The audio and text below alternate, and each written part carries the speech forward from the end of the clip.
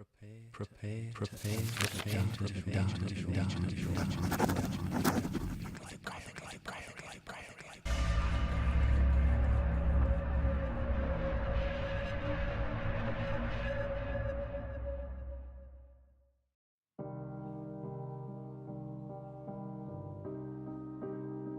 Hello, welcome to my library.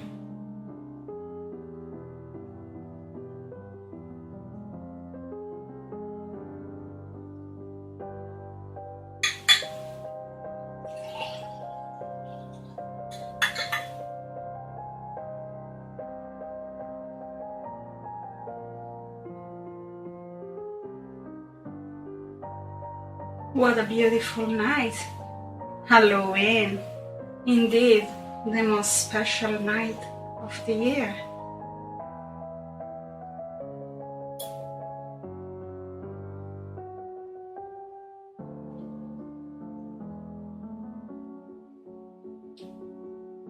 But now, how about I read you a little something? After all, this is why you're here, aren't you?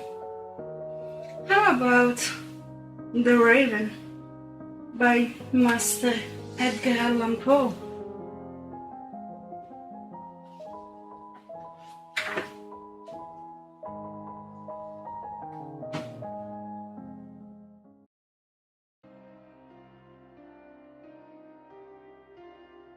Once upon a midnight dreary, while I pondered, weak and weary, over many a quaint and curious volume of forgotten lore, while I nodded, nearly napping, suddenly there came a tapping, as of someone gently rapping at my chamber door.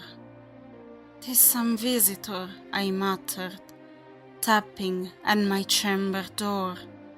Only this and nothing more. Ah, distinctly I remember it was in the bleak December, and each separate dying ember wrote its ghost upon the floor.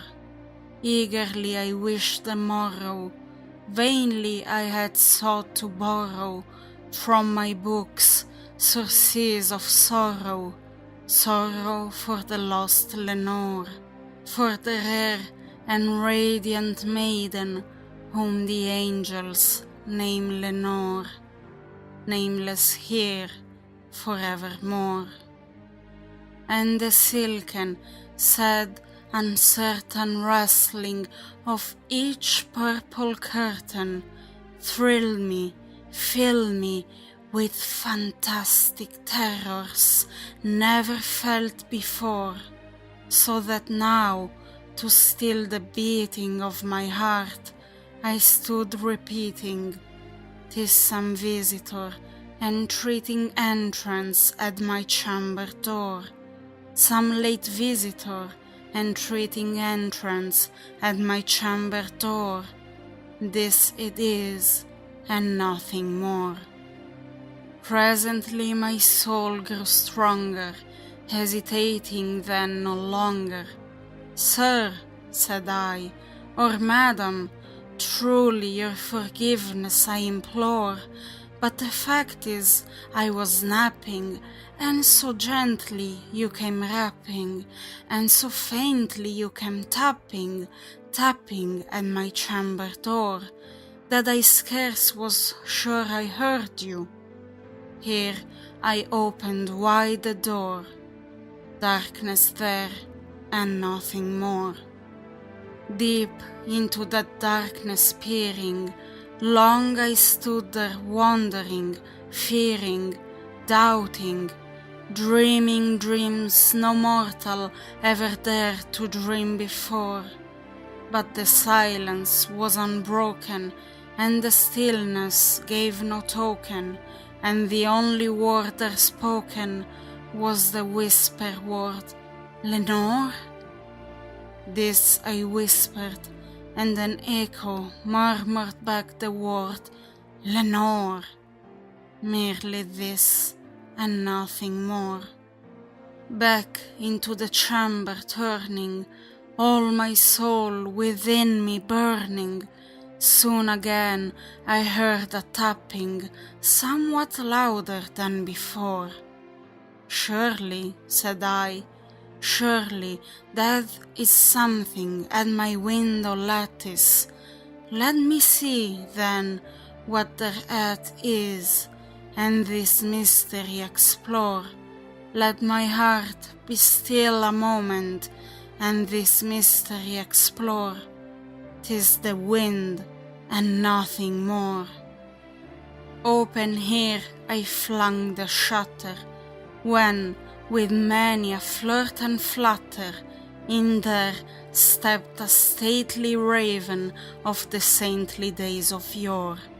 Not the least obeisance made he, not a minute stopped or stayed he, but, with mien of lord or lady, perched above my chamber door, perched upon a bust of Pallas just above my chamber door, perched and sat, and nothing more. Then this ebony bird, beguiling my sad fancy into smiling, by the grave and stern decorum of the countenance it wore, though thy crest be shorn and shaven, thou, I said, art sure no craven, ghastly grim and ancient raven, wandering from the nightly shore. Tell me what thy lordly name is on the night's Plutonian shore. Quoth the raven, Nevermore.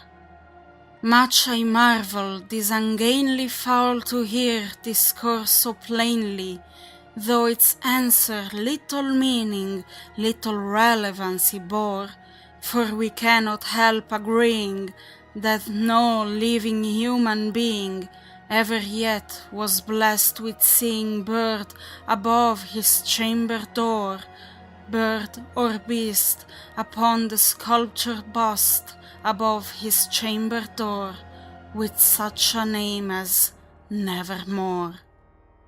But the raven, sitting lonely on the placid bust, spoke only that one word, as if his soul in that one word he did outpour. Nothing further than he uttered, not a feather than he fluttered, till I scarcely more than muttered, other friends have flown before, on the morrow he will leave me, as my hopes have flown before. Then the bird said, Nevermore. Startled at the stillness broken by reply so aptly spoken, doubtless, said I, what it utters is its only stock and store, caught from some unhappy master, whom unmerciful disaster followed fast and followed faster, till his songs one burden bore, till the dirges of his hope that melancholy burden bore, of never, nevermore. But the raven, still beguiling all my fancy into smiling, straight I willed a cushioned seat in front of bird and bust and door. Then, upon the velvet sinking, I betook myself to linking fancy unto fancy, thinking what this ominous bird of yore, what this grim, ungainly, ghastly, gaunt, and ominous bird of yore meant in croaking Nevermore. This I sat engaged in guessing, but no syllable expressing, to the fowl whose fiery eyes now burned into my bosom's core. This and more I sat divining, with my head at ease reclining on the cushion's velvet lining, that the lamplight gloated o'er, but whose velvet violet lining, with the lamplight gloating o'er, she shall press, nevermore. Then methought the air grew denser, perfumed from an unseen censer, swung by seraphim whose footfalls tinkled on the tufted floor. Wretch, I cried, thy God hath lent thee, by these angels he hath sent thee, respite, respite and nepenthe from thy memories of Lenore. Quaff, oh quaff this kind nepenthe, and forget this lost Lenore. Quoth the raven, nevermore. Prophet, said I, thing of evil, prophet still, if bird or devil, whether tempter sent or whether tempest tossed thee here ashore, desolate yet all undaunted, on this desert land enchanted, on this home by horror haunted. Tell me truly, I implore, is there balm in Gilead? Tell me, I implore. Quoth the raven, nevermore.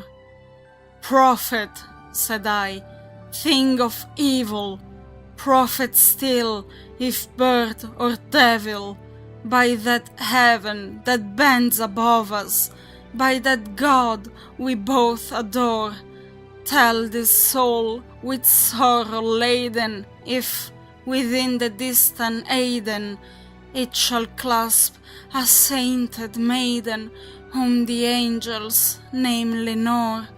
Clasp a rare and radiant maiden, whom the angels name Lenore. Quoth the raven, nevermore.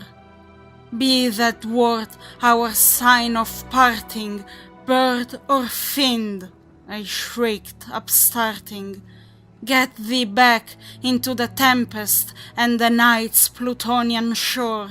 Leave no black plume as a token of that lie thy soul hath spoken. Leave my loneliness unbroken. Quit the bust above my door. Take thy beak from out my heart, and take thy form from off my door. Quoth the raven, nevermore. And the raven, never flitting, still is sitting on the pallid bust of Pallas just above my chamber door, and his eyes have all the seeming of a demon's that is dreaming, and the lamplight o'er him streaming throws his shadow on the floor, and my soul from out that shadow that lies floating on the floor shall be lifted nevermore.